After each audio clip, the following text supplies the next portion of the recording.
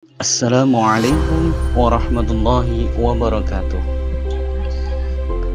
Bersama saya Nandang Samsul Arifin, Magister Ekonomi dari STAI Darussalam Sumsel, peserta PKDP Angkatan 1 yang diselenggarakan oleh UIN Raden Fatah Palembang.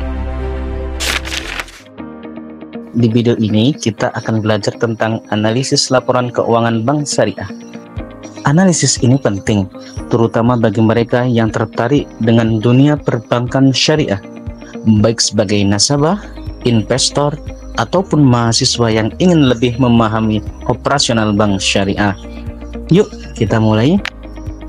Sebelum kita menganalisis, mari kita pahami dulu, apa itu laporan keuangan. Laporan keuangan adalah dokumen yang berisi informasi keuangan dari sebuah bank atau perusahaan pada periode tertentu, seperti laporan neraca, laba rugi, dan arus kas. Dalam bank syariah, laporan keuangan ini memiliki beberapa perbedaan utama dibandingkan dengan bank konvensional. Salah satunya adalah penggunaan prinsip syariah dalam semua aktivitas dan transaksinya. Artinya, bank syariah menghindari unsur riba atau bunga, gharar atau ketidakjelasan, dan maisir atau spekulasi. Sekarang kita akan melihat struktur utama dalam laporan keuangan bank syariah. Biasanya, laporan ini terdiri dari beberapa komponen inti, yaitu neraca, laporan laba rugi, dan laporan arus kas. Neraca menggambarkan posisi keuangan bank syariah pada suatu periode tertentu. Ini menunjukkan aset, kewajiban atau liabilities, dan ekuitas.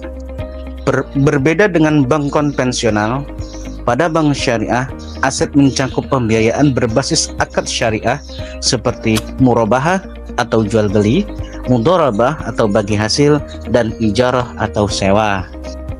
Laporan laba rugi menunjukkan keuntungan atau kerugian bank syariah selama satu periode. Di dalamnya terdapat pendapatan berbasis syariah seperti bagi hasil dari akad mudharabah atau pendapatan murabahah. Berbeda dengan bank konvensional, di sini tidak ada istilah bunga. Laporan arus kas mencatat aliran kas masuk dan keluar dari operasional, investasi, dan aktivitas pendanaan. Laporan ini membantu kita memahami likuiditas bank syariah, yaitu seberapa mudah bank memenuhi kewajiban keuangannya. Sekarang kita akan belajar cara menganalisis laporan keuangan bank syariah. Metode yang umum digunakan adalah analisis rasio keuangan, di mana kita membandingkan angka-angka dalam laporan keuangan untuk menilai kinerja bank. Pertama, ada rasio likuiditas yang menunjukkan kemampuan bank memenuhi kewajiban jangka pendeknya. Contoh rasio yang digunakan adalah cash ratio, yang mengukur seberapa banyak kas dan setara kas dibandingkan dengan kewajiban jangka pendek. Semakin tinggi angkanya, semakin baik likuiditas bank. Selanjutnya, rasio profitabilitas yang menilai seberapa efektif bank menghasilkan keuntungan. Salah satu contoh rasio profitabilitas adalah return on asset atau ROA, yang mengukur laba bersih dibandingkan dengan total aset bank. Lalu, ada rasio efisiensi yang membantu kita melihat seberapa efisien bank dalam menjalankan operasionalnya. Contoh dari rasio ini adalah BOPO atau biaya operasional terhadap pendapatan operasional. Semakin rendah rasio ini, semakin efisien operasional bank tersebut. Terakhir, rasio solvabilitas yang mengukur kemampuan bank dalam memenuhi seluruh kewajibannya, baik jangka pendek maupun jangka panjang.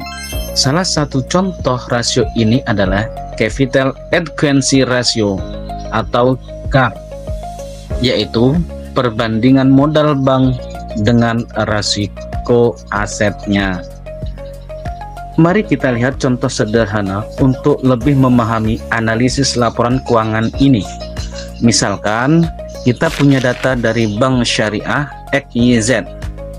Jika kita hitung cash ratio, ROA, BOPO, dan CAR, dari data ini kita bisa mengetahui likuiditas, profitabilitas, efisiensi, dan solvabilitas bank syariah ini.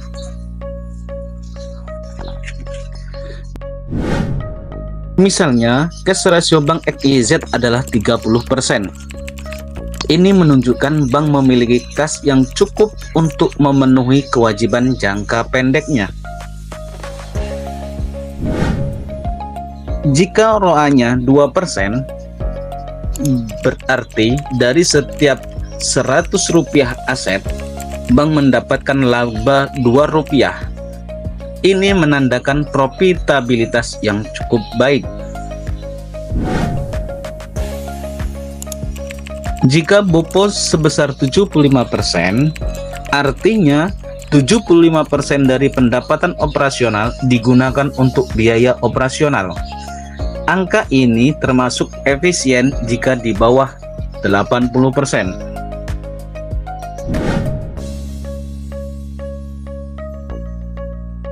Dan terakhir, CAR sebesar 12%, menunjukkan bank memiliki modal yang cukup untuk menanggung resiko asetnya, karena CAR minimum yang disarankan adalah 8%. Analisis laporan keuangan bank syariah membantu kita memahami kinerja keuangan bank tersebut. Ini penting, terutama bagi investor, karena dapat memberikan gambaran tentang stabilitas dan keberlanjutan bank. Bagi nasabah, ini membantu dalam memastikan bahwa bank syariah yang mereka pilih aman dan efisien.